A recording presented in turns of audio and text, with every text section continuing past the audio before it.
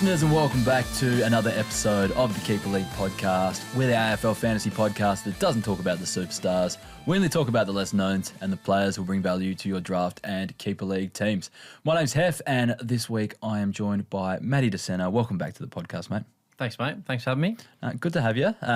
You've been, the first thing we probably need to talk about is Geordie mentioned you made a big trade last week. Do you want to run the listeners through what you've done to your team?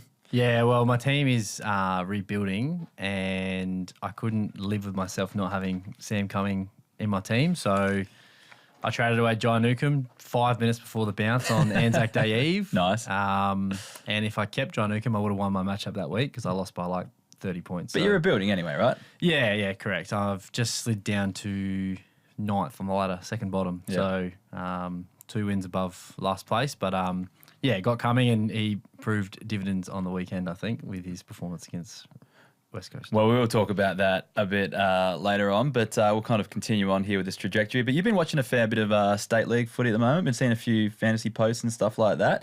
Any underage players kind of catching your eye before the draft at the end of the year? Yeah, big one for me is Coda Edwards from South Adelaide. He's going to be a gun. He played in the AFL Academy as well. Another one who wasn't part of the Academy is Jacob McNichol from Glenelg. He's also a bit of a gun. So there's a few around. Gabe Patterson, he's another one. So, yeah, plenty of talent in SA. Even that Adriani, I think he's pretty close to playing Resis or League. Yep. Marshall Bates from Eagles, he played Resis on the weekend. So, there's a bit of talent about. I don't know if you've seen on my Instagram, I think you've seen it, the talent league numbers I've been putting up the last couple of weeks. I've been thinking about doing similar type things with like Sample under 18s, Waffle under 18s, but that's the hard part. Like, so many of them play seniors at this level, so you can't really get a good gauge of where the underage players are. But it's usually a good sign to see them playing senior footy, right? Definitely. And I think with Victoria, they like them to play codes in school, and then once that sort of finishes up, they play VFL at the end of the year. Yeah. Whereas SA and WA, they go, if you're ready, you'll play Sample or Waffle straight away. And those talent league players, they kind of sometimes end up playing for multiple VFL clubs and stuff like that. It's not confined to one club and things like that. So whoever wants them for the weekend and stuff like that. It's interesting, but we'll get into more draft stuff later on in the year because it is interesting to follow. But we'll get into the main show and we'll start reviewing the round. Just before we start, I usually thank some gold members at the top of the show here, but we've read them all out this season. So thank you to all the people that have signed up and supported the show this year. If you do want to sign up, there's a link in the description below. Basically, we can't survive on this podcast without members. Members allow me the time to actually do all the research for the podcast, do all the resources, do all the graphics and stuff that go out for the listeners out there to use for their teams and all that sort of stuff. So if you want to support the show, please sign up as a member and keep this thing going long into the future. All right, we'll start off your boys, Hawthorn. They played against Collingwood on the Thursday night. The first thing, we'll talk about the Pies first before we let you froth over some of your Hawthorn boys. I don't know if you will after this performance, but anyway. Yeah. On to Collingwood though. Do we have to make guys like Isaac Quaynor and Braden Maynard too good for the podcast? Like, Isaac Quaynor had 93 points and Collingwood just chipping around defence at the moment, especially when they're in front just to take the time off the clock. So he's consistently racking up good scores.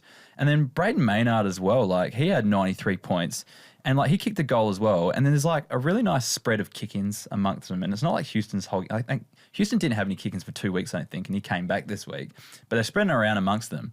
And then like Perryman got injured on the weekend too, so there's more of a point share. I don't know, how would you feel about fielding guys like Isaac Quaynor and Braden Maynard on a weekly basis? I picked up Maynard off the waivers and I played him last week and he got me a 50 or whatever, and then I put him on the bench this week and he got me 93. I looped him on. So yeah, I definitely think there's I don't want to say too good for the pod, but I guess based on the numbers you have to. So they're definitely viable players, and I think as we've seen across the board, defenders are up, and especially their brand with the chip. There's no, I know Fly said they want to get the ball in Houston's hand as much as possible, and he'll take all the kickouts, but then Dacos is taking kickouts, and Maynard and Quaynor are all around that chip. So I definitely think you want to have as many Pies defenders as you can. Yeah, they're all and try and stream as much as you can. They normally play big games on Thursdays, Fridays, Saturdays. So yeah, that's it. And the other thing is as well, like we'll talk about this when we get to Hawthorn, but like Pies give up points to teams at the moment as well, especially opposition defenders as well. So that's an interesting thing to look at too. Ned Long had 91 points. Do you think that's just with Pendle's out, he kind of pops up a little bit more, or do you think there's something more to it? Yeah, I just think Pendle's out. Sidebottom looked pretty sore. I think he's had some step on his hand. Yeah, so I don't know how Tom Mitchell couldn't have played that role for Collingwood personally. And he'd still be in my fantasy side. But, I just think it's one of those guys you just got to watch every week who's in and around that midfield mix because Dacos is one and they'll just throw the rest in. And Pendle sometimes is forward, sometimes he's back, sometimes he's mid. Same with like Anderson as well sometimes. Yeah, goes in, so Anderson was what? He had a couple of good weeks and then he's got whipped up a 30. So yeah, playing more forward as well, I think, Anderson for a bit too. So I don't know. It's a tricky one. So Ned Long, I don't know. He's a player. Like I talk about this every week, but like if you play 7 midfielders, he's the kind of guy that you start at M6, M7 because you have to, and you're just happy when he puts out scores like this. You take a 60, 70. If he goes anything above, it's a bonus. Definitely. Jordan De Goey had 78 points. He's working back to being a handy scorer. You'd take that every week from Jordan De Goey, right? Definitely. He looked good. Looks fit again. You know what I mean? Like I think when they brought him back, he's always had little niggles and he's always been a bit sore, but I think at the minute he looks good to go. Darcy Cameron looked a bit proppy on the weekend, and he only scored the 59 points. Do you reckon Oscar Steen's kind of hurting him a bit? And do you reckon they'll give Steen a crack solo at any stage? Yeah, I think potentially this week they could, playing Geelong. Easy matchup if they play Mitch Edwards. Mitch Edwards, and I'm not sure if Blickharves is still around. I did see Reece Stanley had a monster VFL game, I reckon, or he played pretty well in the VFL. Wouldn't surprise me one bit. He does go pretty well. But I think, Cameron was knee on knee, I reckon, so that could have more damage. Like we saw, English was pretty much the same. I think knee on knee, those PCLs with everyone jumping. But yeah, every team's doing these 2 rucks now, so I just feel like across the board, most rucks are just not going well. Yeah, unless you got a solo one. Well, I guess we'll talk about the rucks. Steen's a great jumper, so why wouldn't they just give him the keys for a bit if they have to? Yeah, correct. We'll talk about the Hawthorn rucks in a second, but Massimo D'Ambrosio returns to too good for the podcast status with his 97 points. I think he was the only streamer I hit on the weekend. So, like, I've been nailing my streamers. Yeah, I've seen. And I've had a stinker this week. But got Massimo on the Thursday, so I thought we're on again. That's probably why I lost, because I've been following your streamers, trying to get those blokes while I'm rebuilding, just give me the extra points. And, didn't work this week. Didn't go well. Surely you would have won the last 3 weeks then. Were you following them? I reckon I've lost 4 straight. Oh, damn. But yeah, like I said, Collingwood, very easy matchup for wingers. And Massimo's had the 3 good games. Do you reckon it's been matchup based, or do you reckon he's turned a corner? No, I reckon he's turned a corner. I think he's growing in confidence, especially on that wing, making it his own. And I feel like he's the one mainstay on the wing. Yeah, 100%. Yeah, I think so too for the Hawks. He just looks like the type of player that kind of suits this new kind of brand of football that's fast and moving, and you got to be skillful to play it as well. And you want the ball in his hands. Great user. Yeah, exactly. Cam McKenzie, the 90 points. Ward and McKenzie are kind of like the third guy at the moment, but Will Day's coming back, I think 4 to 6, I think it is. I think he's around 11 maybe, so 3 to 4. Yeah. They might rest him after they could give him a week off and then he'd have a bye at that time period, so it wouldn't surprise me. Do you think McKenzie's affected? Do you think Ward's affected? Do you think one's affected? Do you think they're both affected? What's the go when Day comes back? I think McKenzie will be affected the most. I'd say Ward's ahead of McKenzie in the midfield mix. I think Nash, man, he needs to go for just have a little spell in the 2s. Yeah. Scoring well fantasy-wise, but just not having that impact. Yeah, he gave away a couple of free kicks and just did some silly things, and I feel like he could be one that's, on the cusp of getting dropped. Yeah, fair enough. On to Josh Battle. I don't know if we've made him too good for the podcast already, but he had 86 points. Hasn't gone under 80 in a month, so he should be too good for the podcast. Was mentioning, I think it was last week or the week before, that key defenders are up. Well, from 2 weeks ago, they're up about 12 points across the board on average this season. They just fluctuate a bit more, but he's just in a team that scores so many fantasy points. Yeah, and everyone spreads out. We do a lot of chip, a lot of switching play. He's a good D4, D5 to have. Do you reckon he'll average 80 plus this season? Yeah, for sure. It's crazy, isn't it? Yeah. Good pick up in my league. I got him super late. Ned Reeves. Now, this is the kind of big talking point. He had the 84 points. He had the 60% time on ground, but Meek only had the 40% time on ground. And like there were people that have 50% thresholds, and Meek was dropping out. Like, in one league, I had Reeves on the bench as my backup with my handcuff, and then I had Meek on field, and I got Reeves 84 points because he didn't hit the time on ground threshold. That was pretty cheeky. Wow. But yeah, what do you think the go is there? Is the dual setup working? And I guess out of these two, who do you think's the better ruckman? Well, in the era where now everyone's got a jumping ruck, we've gone with Ned Reeves, who doesn't jump. He's so tall. But he's taller than the guys that can jump. Exactly. So I think it's crazy how it's sort of working. I actually think Reeves is ahead of Meek personally. So do I. Yeah, I don't know. I'd rather have Meek as like an actual, in terms of like actual fantasy football, I'd rather have Meek. Yeah. Because I just feel he's a better ruckman around the ground, does more. Whereas Reeves is just super tall, man. The thing is, like, Reeves did a few things on the weekend that were like, he did like a rundown tackle or rundown pressure at least. So he came from a long way to get there. And then there was like, took a couple marks inside 50, kicked the goal. There were some nice things. Like he's not just a big loof, you know. He can actually play. Yeah. But yeah, I think he's ahead of Meek, to be honest. And I think the dual ruck setup is working well for Hawthorn. And you mentioned Connor Nash, you want him out of the side, but he got 81 points this weekend. That makes him too good for the podcast because he's done it 3 weeks in a row. So, too good, maybe playing the twos. Two's good for the podcast. He's a great, solid contributor. I just think we don't need him. Like he's just a defensive preferred Day and the other two, Mackenzie and Ward in there. Yeah, I get you. Newcomb. Yeah, and Duke. And then I'd rather maybe just run like a Wizard or a Moore or Ginnivan, like use our speed. Yeah, and you've kind of been doing that with the fair bit. Like those players have such flair, you know, going in there as well, and it kind of works for you. Onto the Bulldogs versus Fremantle game. Riley West, 84 points. I had him last year. He's just a handy streamer. It's just hard to pick the games. He goes big, but he kicks a few goals, gets a couple tackles inside 50, sometimes gets a few CBAs. Yeah, every time I play him, he does poor. Yeah, I'm the same. Every time I drop him, he does well. Correct. He's annoying. Hard to pick when he goes big. Joel Fraser had 82 points, 11 contested possessions. So he was up there with like Kennedy and Richards in terms of contested possessions. So he's getting it done in the grunt work. It's just another player I'm not going to be excited about until he's consistent.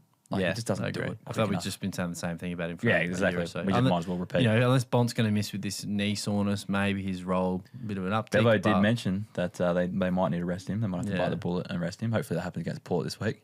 But they might be able to get him to the bye, you know. Yeah. And then on to some Freo players. Shea Bolton, we kind of 93 points. I feel like we have to make him too good for the podcast. Like I mentioned this last week. He either has scores under 65 or 110. That's all he's done this season. So he's finally had one score like in between, you know, like a 93. So he's on the 2G 4P bubble again. Every time he does back-to-back good scores, he drops back down the week after. But he's averaging 88, so I reckon he's too good for the podcast. I agree as well. And he's getting CBAs at the moment, and that's the difference between him.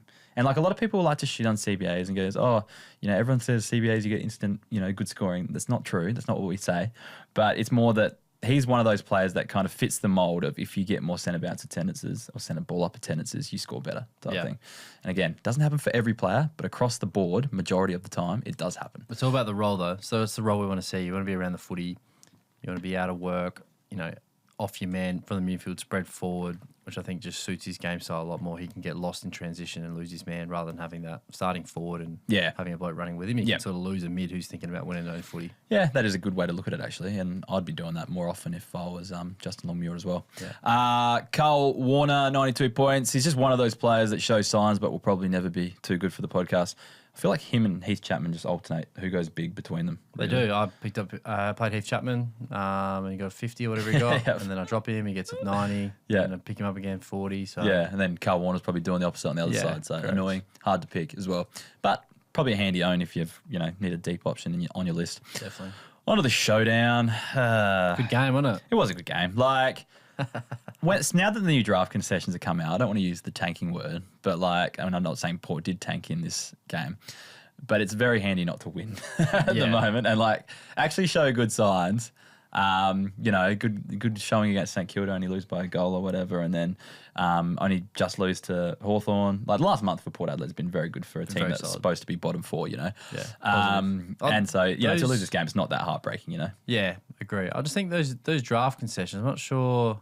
I think there might be a loophole in there, what I've thought of. So, like, you know, if you finish bottom five, you get an extra first round pick or at the end of the first, early second or something. I haven't looked into it that deeply, no. But so, if, like, Port, if someone takes if someone takes Cody Walker with, like, pick 2 before Carlton get to pick, does that mean Carlton get an extra pick and then when they can use... If someone takes Dougie Cochrane, it means Carlton, who are bottom 5, get an extra pick. And then the next team takes Cody Walker. Does that mean they get to use the extra pick as compensation and like picks to? I'd assume so. The pick there because it's just on part of the draft value index, right? Carlton could get like a free first rounder just because someone else took Dougie Cochrane and Port matched it. And then they use that. Because they get pushed down. They use the free pick that they get as compensation as a. Yeah, I know what you mean. As value. Yeah, it's using points. Yeah, that's interesting. I haven't thought about that one. Oh, no, the whole thing seems the like AFL's thought of it. The whole thing seems like a bloody shamble. Like, I didn't even realise that, like, if you can go into deficit and then your next year's pick gets pushed down. Yeah. And it's happened before. And, like, I didn't even notice that. Like, it's just because like, it's usually just a late pick and it happens the following year that you've kind of forgotten that it happens. But, like, little things like that I didn't realise are part of the rules and it seems stupid. A lot of loopholes, mate. Especially because I just think it's a bit of a rug pull to change it. Teams have been building, like Port have been building for this for 3 years, and then all of a sudden it's gone. You know, why would you try? Like, you can trade picks in the future, and you have a plan. You know what talent's coming through. You know, especially with your academies and your father's sons, you know probably who you're going to be looking at. Yeah, and you trade for it, and then all of a sudden they go, "Yeah, we're just changing the rules." Yeah, and I looked at it today as well. Like, if Port don't finish bottom, like it just encourages tanking because if we don't finish bottom 5, really, it's pretty hard to. It's going to be pretty hard to get all 3 of the players that are coming through our NGA over the next year. So, like, we need to actually finish low. That's my point. Like, so anyway, Port losing this game just doesn't feel that bad because you look at that way, at the moment. So, I like it for Brisbane or if you finish top. Yeah. So, for example, like Cooper Hodge is coming through this year for Hawthorn. Yeah. He can be either Hawthorn father son or Brisbane Academy. And one of them going to have to give up a fair bit. But if like both of them in the grand final, it means that like one of them has to probably trade away a player to get him in. So. It does work out nicely for them. But yeah, they're the teams that have already, Brisbane especially, they've already built up hugely by exploiting these rules. So kind of bullshit anyway. Anyway, let's get into the game. Ben Keys had 96 points, had his monthly good game. He's a player, I think, that's been affected by Crows just not dominating as much this season, not having the ball in their forward line as much.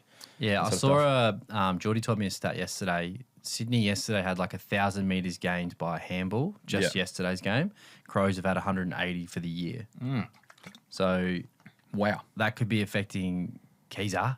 Yeah, definitely. Maybe the way they're moving the ball and their ability to spread quickly and, get a few cheapies and connect. So maybe that's why he's had those games where he's up and down. Yeah, I think so. So, I don't know. I'm off Keys, but he'll pop once every month when he's due.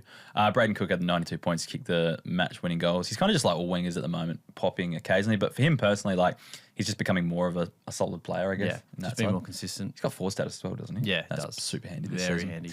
handy. Jake Saligo had 74 points. He played 2s last week. He's scored 92 of 92, I think it was a few weeks ago, is his top score of the season. Every other score has been in like the 70s, essentially. Do you think he's a player that's still recovering from that heart surgery, or do you think there's something going on? No, I think they're just managing his time on ground, I reckon, a little bit, and just giving him short bursts rather than letting him go. Yeah. Especially when Sandberry's having 14 tackles in the second half. Yeah, true. They probably don't need him on there as much as well. On to Port. Miles Bergman had 101 points. I reckon he looks like he's just over whatever was hurting him. But Port, especially in the third quarter, played like I sent you guys a text actually, and your brother text, like, they just played a very fantasy-friendly game. They weren't afraid to just over-possess the ball, especially when they're in front. I did like it. So just kept it off the Crows and chipped it around and helped Miles Bergman get a heap of +6s. But he also took a few intercepts and things there. Which looked good. Looked back to his best. Yeah. Just need to get him in the midfield, so I've got that extra DPP. I banked on him having mid DPP so much by now. Like, my midfield's so shallow because I needed him to move him in there and play other defenders. Mine's also very shallow. Yeah, I made actually, this is probably interesting for listeners. I made 2 trades this week. So I've got Fiorini out, I had Dawson out, and Pendlebury out this week. So I usually don't roll with an emergency in the midfield as well. So I was staring down 2 donuts. So I traded Himmelberg for Mason Wood. I'm coming this round. So that was fine, playing Mason Wood in the midfield. He got 70-something points. Solid. He was fine. And then I had to trade away Lincoln McCarthy, which was a bit of a gamble because he scored 100 last week, but I didn't think it was sustainable with Zorko coming back. And I traded him just for Xavier O'Halloran, just so I had an extra mid. Big X. Yeah. So I'm never going to play O'Halloran again, but I kind of I don't think McCarthy's actually going to score that I think he got injured. I think you're right, actually. He did too. So yeah, it kind of worked out okay for that. Now I've just got extra mid depth, which is handy. Yeah. And just needed it. So, and then anyway, I ended up winning by I think I ended up winning by 200, 300 points. So I didn't even need them. I could have played with 2 donuts and still won. Played with 16 and yeah, exactly. So it's annoying. But the hoofers are back, by the way. Anyway, let's move on to Alir, 94 points, just intercepted everything. Had 14 marks. I'm picking him up this week. Well, that's what I was thinking. If he goes on waiver. Well, if he goes 80 plus again, he's getting 2G4P. But he's just allowed to kind of roam a bit and take marks and just kind of hit every contest. And he can mark him. That's the thing. He's got a good set of hands on him. Are you playing this week? The Dogs. Yeah. Oh, I reckon he might go pretty well as well. They're an easy matchup for key defenders. I think so. Yeah, that's a good streamer actually. I need to get him in there this week. I should have. I did have him in the waiver wire podcast, but more so just for his scoring. But that's a very good reason to have him in there. Darcy Byrne-Jones had 92 points. I reckon the switch to halfbacks just revived him, and that defender forward status is just so handy. Plus that chip around we're talking about before he got involved in that. It's good to see him finally actually back in a role that suits him. Yeah, not just a pressure forward. Ken Hinkley's so stupid for that sort of stuff. Anyway, Willem Drew, 88 points, just a handy mid contributor. Don't need to talk about him. We know what he is. Just gets 80 most weeks. And Logan Evans, 88 points. What do you make of Logan Evans? Can he be consistent, do you think? I like him a lot. Yeah. I think he can, but you got a lot of the same types back there. I know. So it's just who's going to shine week to week. I guess all the defenders are up this week, weren't they? So the way they played, if they could, it can be like Collingwood almost, where you're all trying to play a similar style. They're all relevant. Yeah. Yeah, I like what Logan's about. I just think his role might change in terms of some weeks he's being more locked down, other times he's allowed to be more free. Yeah. And maybe under Carr he's allowed to be a bit more free and expressive. And it very much depends on who they're playing and whether they can hold the ball.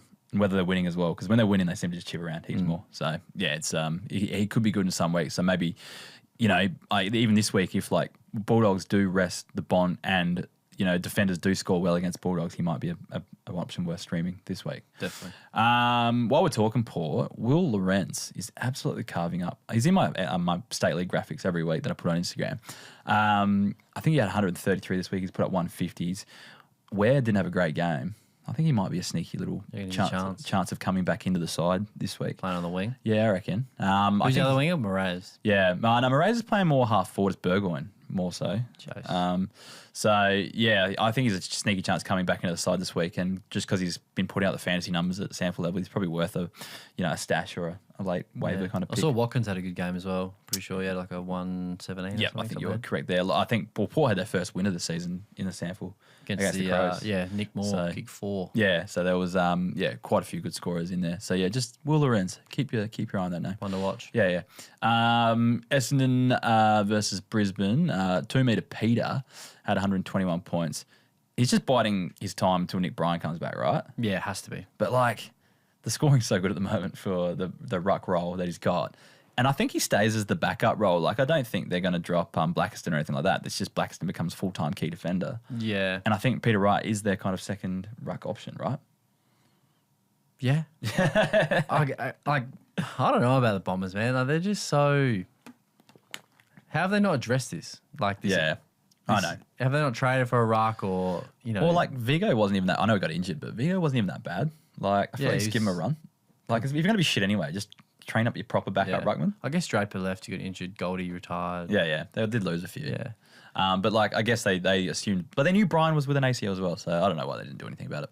I just think Wright will still be a handy contributor, pretty much like last year, where I think he ended up averaging 70 or 80 last year. Yeah. I think he ended up being that because he would just be the backup guy. Was it his first year at Essendon or his second year at Essendon where he had a really good year and was first year? I can't pushing remember. 85, 90 kind of areas. Well, he kind of does that when he's in this role. So anyway, 2 metre Peter's just a good option for your forward lines at the moment. If you can get him, I think he's still available on some waiver wires out there because I did see a few claims come through this week. Yeah, he's on ours. I saw him. Yeah. Nate Caddy, 101 points. I think it's just a good matchup for him on Gallup, another young defender. He kind of just got the better of him. Well, Gallup's a key. He should be playing. He's a key forward player down back. So. Yeah, correct. Kicked 3 goals, 5. Jesus, but took 9 marks. I reckon it's just more of a tip of the cap.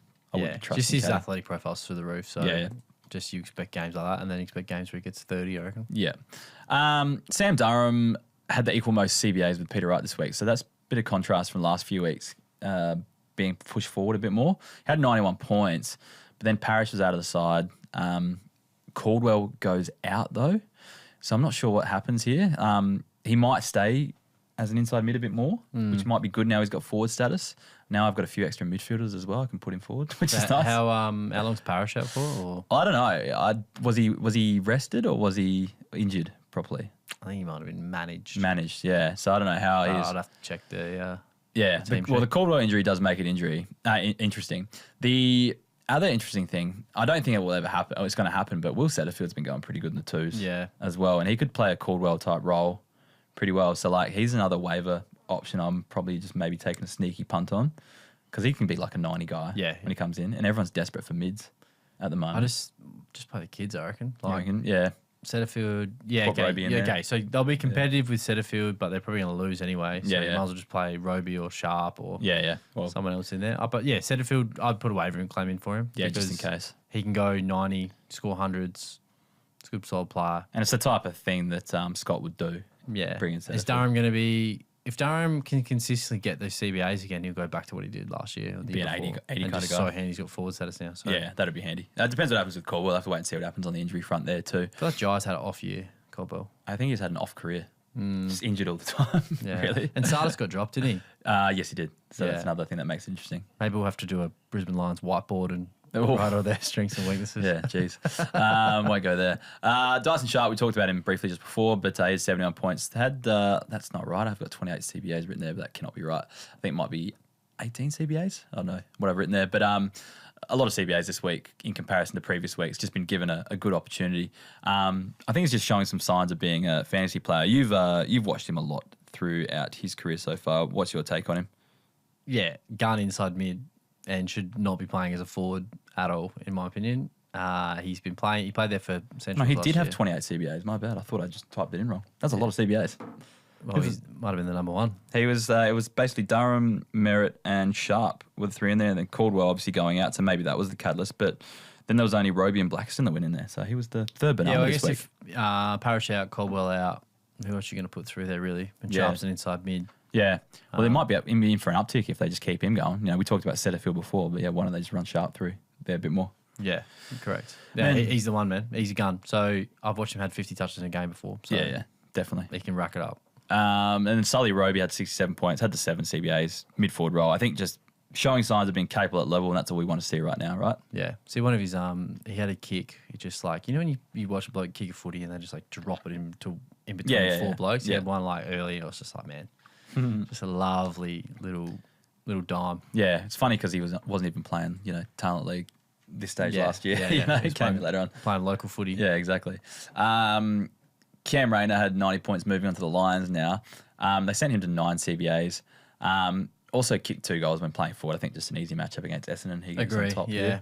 Zach Bailey also ripped it apart. So yeah, I just think there's easy rolls. Like then you look at a few of them, like Kyle Lohman, 90 points, 4 goals. That's the tip of the cap there, but handy streamer. Same with Logan Morris, had 4 goals for 82 points. Just an easy matchup, tip of the caps there. And then on the flip side, you got Harris Andrews down back who had 80 points, taking 11 marks. That's another tip of the cap.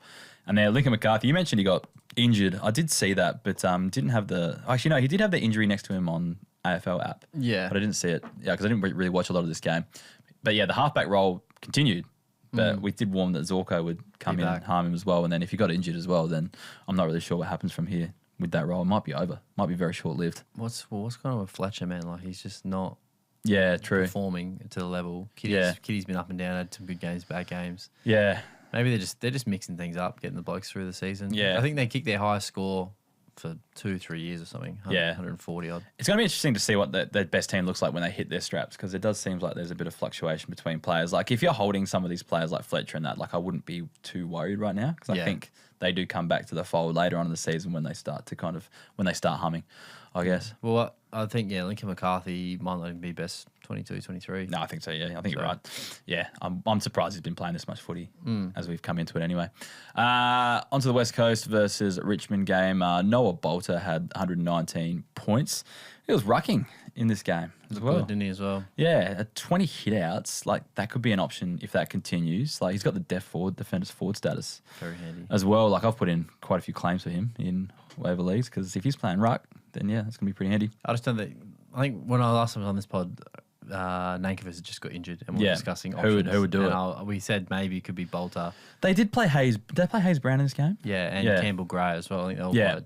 Yeah, so I think he's the guy. Like, he was the best option out of all of them. Looks the most competent in there. Like, can actually use his body and he's just the most athletic. He can run and jump. He gets around the ground. That too. Yeah. The other guys just look big and slow. Yeah. They look unco. Yeah. Where he actually looks like a footballer when he's in there. Yeah. Jack Ross had 99 points. I think he's got to be too good for the podcast. You just can't put the 3 together, but he's the main guy in there when Taranto's out. Prestia went down early, which is going to help him, I think, as well, maintain this. Plus, he's the captain at the moment. Yeah. Very strange. Right. Yeah. Strange operation down at the Tigers, I think they've got more senior players, but I think Brett Delidio was talking about this. He's in their leadership group, and it'd be weird to put someone who's not in their leadership group as the captain, and he's the next best guy. Yeah. Kind of in there. Sure. So makes sense. Yeah. Kane McAuliffe had 99 points. He's becoming a player that kind of just will score if he's on the wing or inside. He'll still find a way to score. He was in the CBAs this week, and he's actually too good for the podcast now. Wow. 3 scores in a row. But he was one of those players that we were really high on. Yeah. Strangely in draft year. Great junior numbers. Yeah, that's the one. South Australian. Yeah. If you were listening to the members only draftee podcast back then, pays to be a member. You would have got on there. Tom Brown had 99 points. So I kind of wrote this off last week because I was like, he hasn't scored over 50, out of the 50s this week. And then I actually watched him this week, and he was taking marks in defence. There was chip around. He was taking kick-ins. It just looks less like lockdown when he was. And then he's on the 2G 4P bubble now. So he looked good. I don't know about he's same sort of like that Fraser kind of vibe of you just want to see him do it consistently and do it for a couple of games in a row, and then you can be confident in that's his role. I think it's just he looks less defensive. That's the thing. He looks more on the attacking front, or he's just kind of subtly tweaked his game to be more attacking, which has been nice. He's a lot of people are going after him on the waiver wire this week as well, so he might be one to look at if you need a defender. Seth Campbell had 96 points. He's pretty lively. Kicked 3 goals. Found a lot of footy across the half forward. I think he set up a few goals as well. Probably more so one that's Richmond don't win very often. Yeah, and when they do, play West Coast, steps up. Yeah. Sam Cumming though. I was going to say our boy, but he's definitely your boy. No one else can claim him. 86 points. Man, he just watching him, he just looks like he's going to be a player. But I told you. I just wish I actually watched him. Outside of junior highlights and stuff like that. Because to me, he just looked like a child. As a junior, because he's got that real kind of baby face as well. He's still got, I think he goes braces still. That's crazy. But then watching him out in field, he does not seem like that. You know what I mean? He's just he just looks natural at AFL level. Hard nosed, mate. Puts his head in the hole. Yeah. That's what I loved about him in his draft year was he's just a very well rounded footballer. Yeah. But he's tough. He finds the footy pretty easily, but he doesn't doesn't look like he's trying really hard. He just sort of tends to find the footy and it follows him around. So he had 23 CBAs on the weekend. So that was him, Hopper, and Ross, the main 3. Now Taranto probably comes back next week. Yeah, but Prestia going out probably helped that. Exactly. Yeah, that pushes him back up a bit though. I don't know. He might be making a play for the rising star here. I reckon. He's probably a chance. I think Dersman's probably a bit hard to beat now. Yeah, although if he can put some serious numbers up and have that, you've got the Melbourne factor, the Victorian factor. Yeah. In the spotlight, because I saw the other day Jagger was still favourite over Durs, and I was thinking, oh wow, surely Dersman's straight ahead of what he's done. I'd be getting on those odds, for sure. But yeah, I'm a big fan of Cumming, obviously, and so's Kingy. If you saw that, I did see that actually. It's funny. Yeah. Yeah, you guys have been tweeting about Cumming a little bit. That's pretty funny. Anyway, James Trezise is the next lineup from this game. Last one from this game. I want to talk about 84 points. Kind of just switched. He was switching between half back and wing in this game, but then he was getting more time at half back. Just better fantasy scoring if you do go to half back. So just hope it continues for someone like Trezise. The only other thing I'd say from the Richmond's midfield mix is Lawler's out as well with that Achilles. And he's out for a while though, isn't he? 4 to 6, I think. Yeah, so okay. That also would help. Yeah, definitely. Any of the Ross and Cumming, etc. Yeah, definitely. Onto the Eagles, won't talk about them too much, but Jake Waterman had 116 points, just highlighting that key forwards versus Richmond. They always just seem to go big. Check out the numbers on those if you don't believe me. Harley Reid had 84 points. I'll only care about him when he starts doing it more consistently. He looks so good though, man. When he streams out of the middle and kicks a goal from 50, you just it's just the fantasy numbers are never there. It's annoying. His flashes of brilliance. He went missing in the third. Yeah, he always does. Then Ryan Marrick had 84 points playing on the wing. He's scoring fine and he always has. It's just concern for his place in the team. Yeah, he used the ball fine in this game, but they lost, and he's usually a whipping boy that will. Reminds me heaps of Witherden. He just plays, gets 90s, and then gets dropped. Yeah, that sounds about right. Onto the Geelong versus North Melbourne game. This was a good one for 3 quarters. I'll start with Geelong. Jack Martin had 82 points. He's one I thought would step up with Myers out. He's still been up and down, but pops up for some nice scores. He does some nice things. So yeah, and he's still pretty lowly owned as well. So he's a pretty handy forward option. I think he's probably I'm thinking about Myers, Stengel not playing. Close has had a bit of an iffy year. Yeah. He's probably like the number one small forward out there. Yeah, Mano is probably the other guy. Yeah, plays more half forward, but Mano's been quiet too. Like that's why I was so hot on him, because Mano wasn't doing much. I thought he'd be the next guy in, but then Mano pops up this weekend and actually scores okay. Yeah.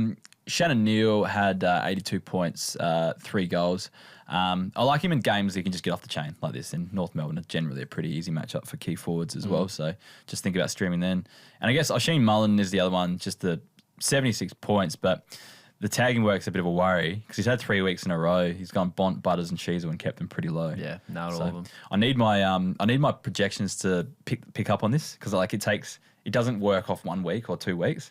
But now I think this week it's dropped Nick Dacos right down the ranks. Right. Okay. So it's picked up on it. But like last week it still had Sheezel as the number one scorer. Yeah. Because there hasn't been enough kind of proof in the pudding to show that Oisin had done it 2 games. But yeah, it's dropped Dacos right down this week. So can't tag Dacos, mate. Yeah, we'll see what happens. Colin McKercher had 90 points. Zerha was down back, so that's kind of why I wanted to mention this as well. I think McKercher probably should be too good for the podcast, but Zerha was only scored 55 points.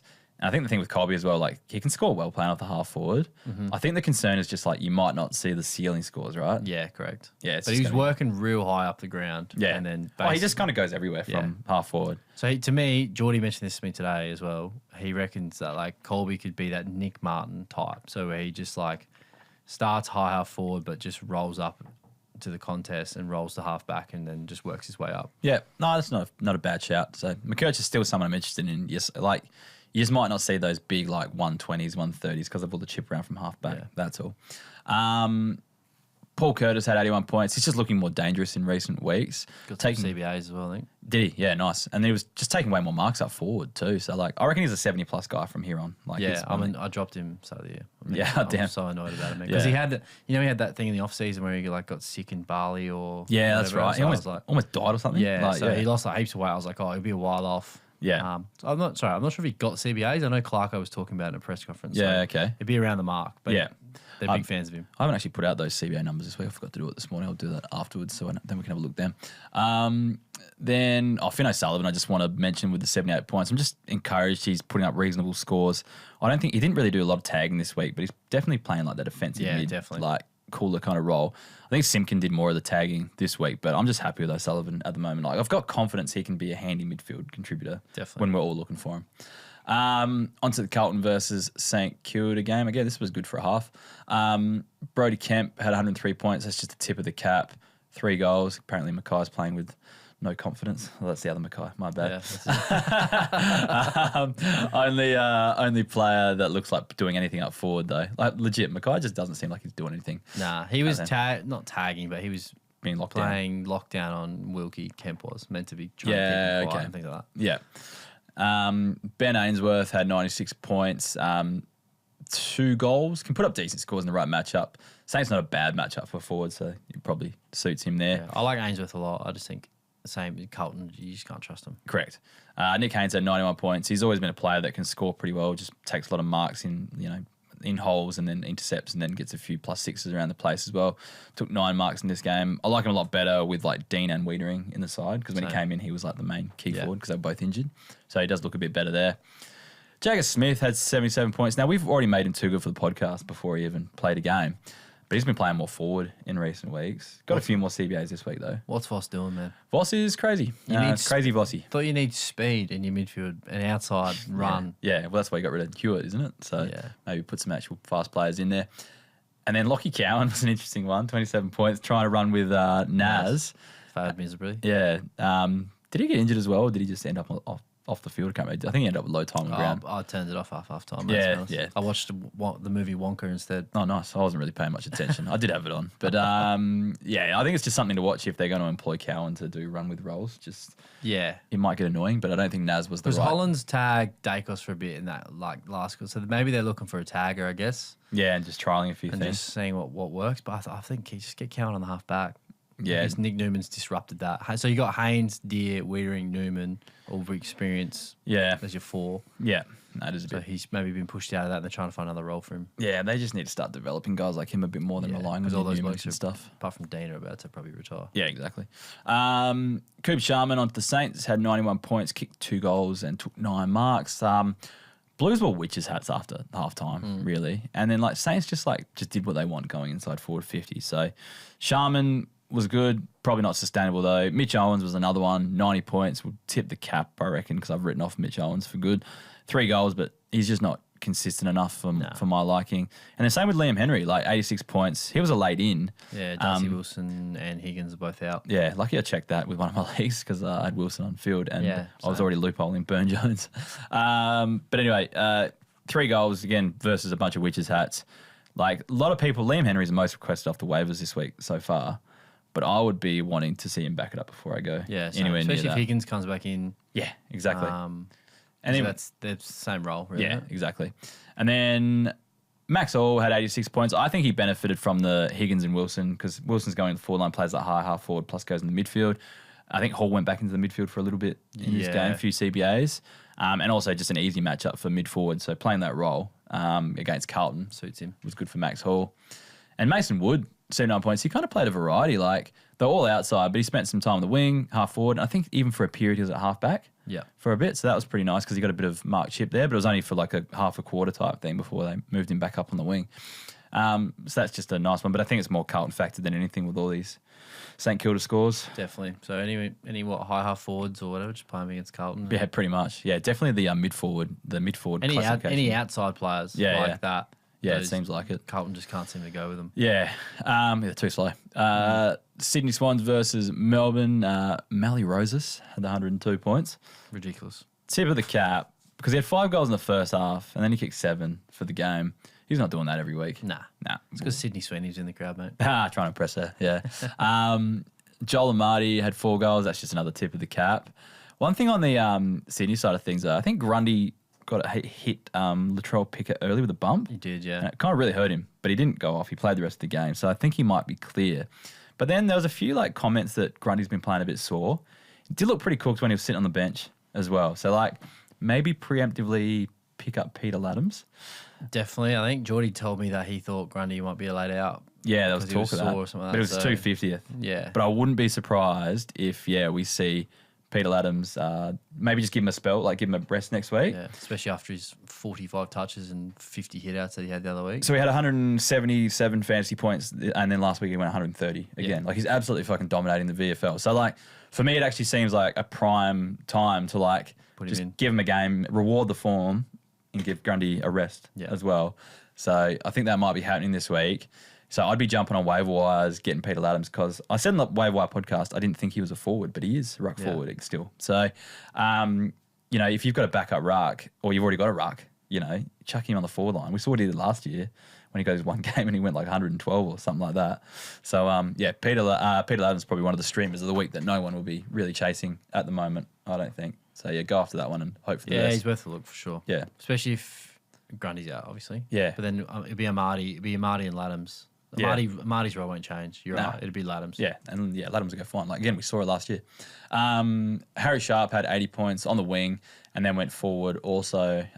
Kicked 2 goals. When he can get on the scoreboard, he's one of those wingers that can score well. He kind of pushes forward. But Sydney are the hardest team to score against at the moment, so it was a pretty good performance for him. Yeah, correct. Yeah.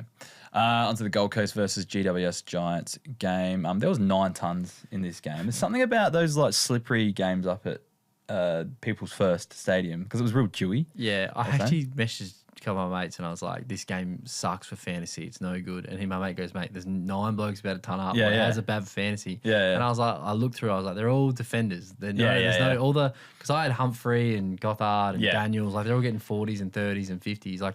Those connector high half forward roles just not good in those kind of games. I've got it written here. So Mac Andrew had 96 points, pretty much solely off half back, not rucking as much this week. I think he had a few ruck contests. He had lots of intercepts. And then all the defenders Noble, Yulin, Jeffrey. Jeffrey comes out of the VFL and then puts up a 116. Yeah. all those defenders went really well because it was just so slippery, like going inside 50. And I think, that kind of just let them intercept and chop out. And, you see Jeffrey get up as well, like kick a goal, run straight to the bench, like celebrates the crowd. Like, it was pretty sick. Loved it as well. Yeah. Lachie Weller had 98 points. I think this was just a case of like him being more suited for the conditions, just being a Gold Coast player that's lived there for ages, but then also just playing on some younger, kind of more experienced wingers, I think, as definitely. Well. Like, and then who got injured? It was the other winger, Angwin, got injured. So they were winger down. And then I think he was playing on Harvey Thomas for a bit as well. And he just kind of looked way like more mature and on top of them. Lockie Ash started in the mids. Yeah. So then Harvey Thomas was sort of rolling back a little bit as well. Yeah, okay. I think he just got lost in transition and Weller just rolled. Yeah. So he was just kind of left to kind of do his own thing. Speaking of Gold Coast wingers though, Jai Murray went huge in the VFL on the weekend. And like he's a junior that we've always talked up. And like just thinking about it, like Zeke Euland out at the moment. They brought Closey in. I think Closey, did he do something that could get him suspended as well? He should get 3 weeks. He's on attack with Angwin. That's right. That's why they reckon he might get 3 weeks. But there was no, you know how they did the dump tackles with like the second action? He just sort of just... Yeah, it was straight in. Yeah.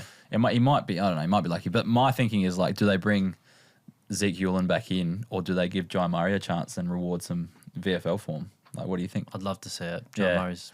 I don't know if it does happen. I think they just go back to Zeke. But Zeke shouldn't be... Get him off the wing. Yeah, exactly. Like, he needs to... I just think he needs to be... Like, he needs probably a few games of VFL. Yeah. I think. So, yeah, just for his confidence. When he plays this, he's shown signs, Yeah. I'd love to see Jai Murray come in. So that's just one to watch at selection this week. Could be a preemptive waiver if you wanted a good stash or something like that as well. Ned Moyle, 78 points. Just nice to see him get a game. Hopefully that one sticks. Do you think Witts is a bit past it and it's time to transition to Moyle, or what do you think?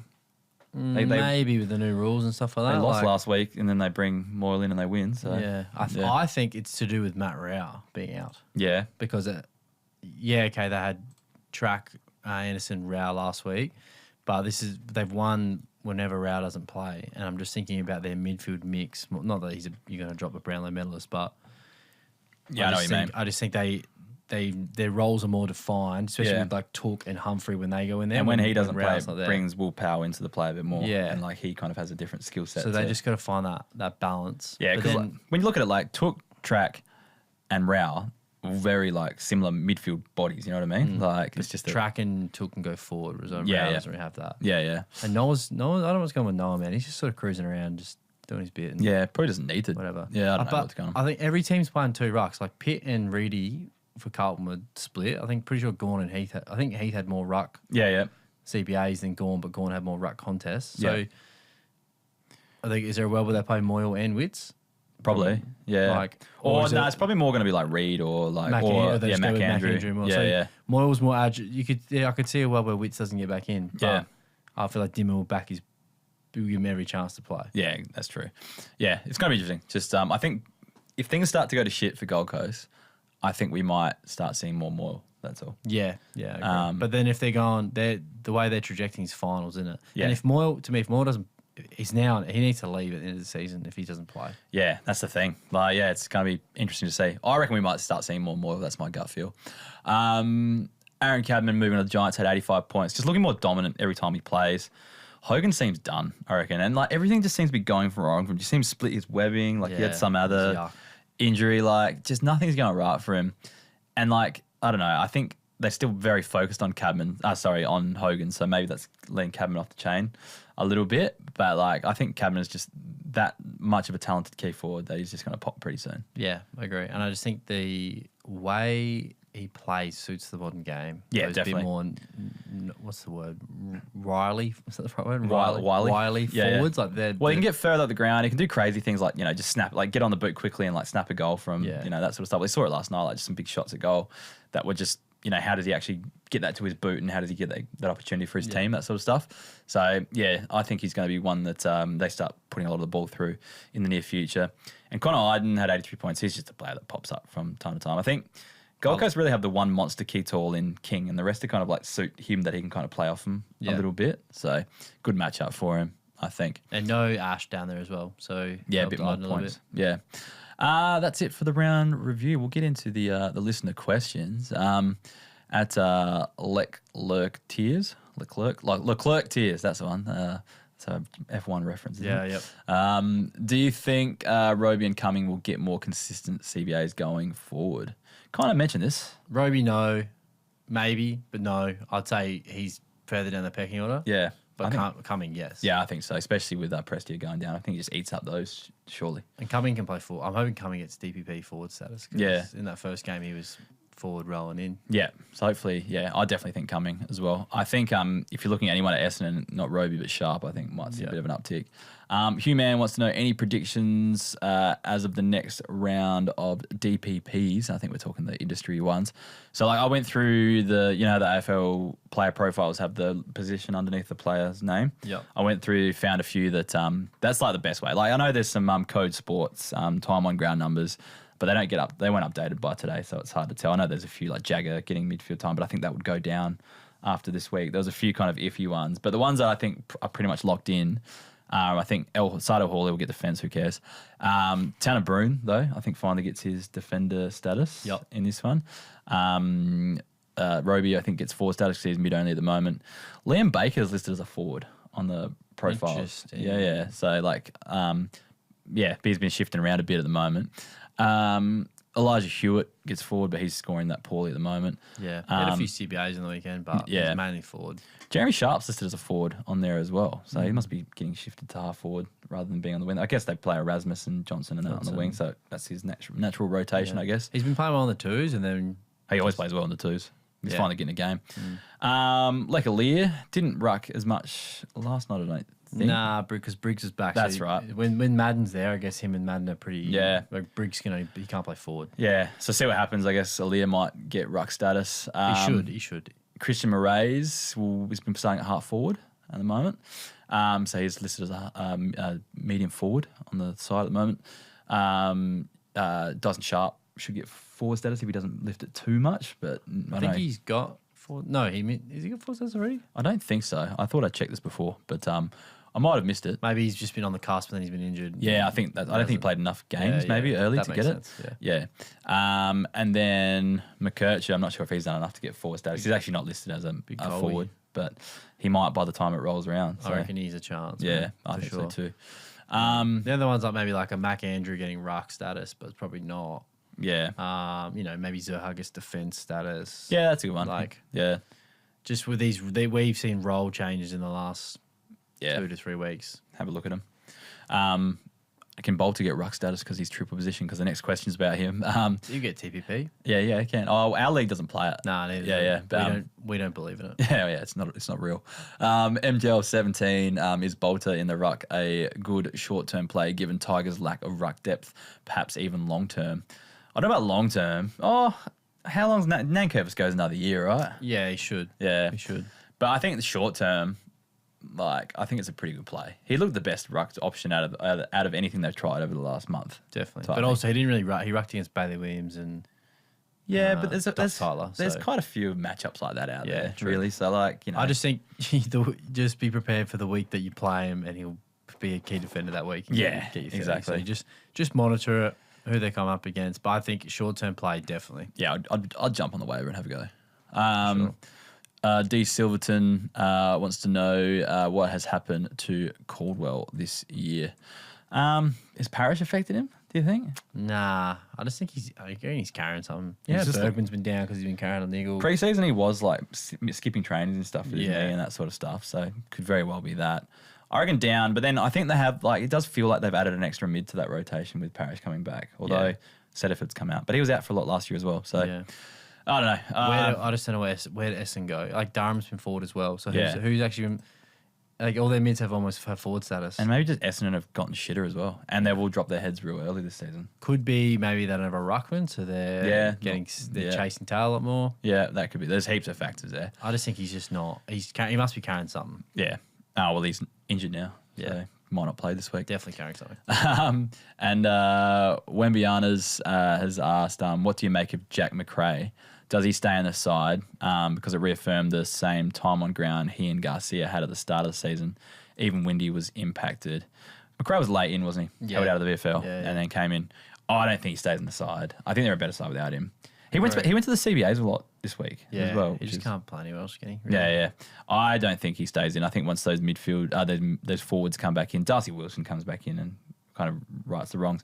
The one thing though, Hugh Boxall had a massive game. Yeah, 150. Yeah, in the twos. So I wouldn't be surprised if they keep, even if Wilson's out, I wouldn't be surprised if Boxall just comes in for McRae. Yeah. This week, Wilson was illness, so I reckon he'll be back. Yeah, cool. Higgins was concussion, so he'll be out for another 10 days. One, I'd say. Yeah. So I think McRae might even not last this week, but I think they might add Hugh Boxall back to the mix somehow, which might not help things as well, especially if Wilson comes back in. Anyways, that'll do this week. Thanks heaps, Matty, for jumping on the show and helping us out. It's always good to have you in, fresh off your swim this morning. Mate. You talked about on the show. Rehab the leg. Running's getting sore, so trying something different, going for swims instead. I need to get back into more swimming. My body's cooked at the moment as well. Keep doing my back. I put my back out, putting down a cone yesterday morning for soccer, kids soccer. So that's how well I'm going at the moment. So you're getting old, mate. I'm getting way too old. Anyway, that'll do. Maddie, where can people find you on the X? And then just Matty DeSena. I'm sort of working on little project. Keep your eyes out. I haven't finalised the name yet. Yeah. But I'll be basically following a bit of SA talent, a bit of the draft. Yeah. That is your forte. Posting a bit of content and see where we go. Keep your eyes peeled for that one and make sure you follow along when it is out. Get around our stuff at Keeper League Pod on Facebook, Instagram, YouTube, TikTok, wherever else. There's one in there. X is one I'm missing. That's cesspool of the place. At Keeper League Pod on all of those. Make sure you get around all of our content that we put out there as well. If you want to support the podcast, please become a member and keep this thing going into the future.